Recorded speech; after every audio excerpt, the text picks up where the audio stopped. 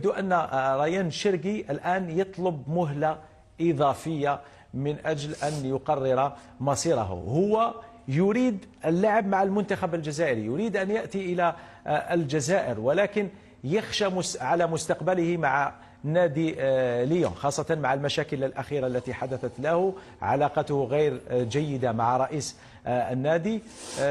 يريد أن يخرج من نادي ليون، يريد أن يذهب بعيدا عن نادي ليون، ربما بعيدا عن الدوري الفرنسي، وحينها من دون شك سيقرر المجيء للمنتخب الجزائري واللعب مع الخضر. إذن بنسبة كبيرة جدا لا يمكن رؤيته في تربص مارس القادم، ولكن تبقى كل الأمور واردة مع نهاية الموسم، خاصة إذا غير اللاعب فريقه ليون. ومن دون شك فإن ليون سيعمد إلى بيعه إذا رفض التجديد، لأنه سيضطر بعد ذلك إلى تركه يرحل بالمجان. إذن من الممكن جدا أن يوافق ليون على بيع ريان شرقي، وعندما يخرج ريان شرقي من ليون ستكون الأرضية مهيئة لمجيئه إلى المنتخب الوطني الجزائري.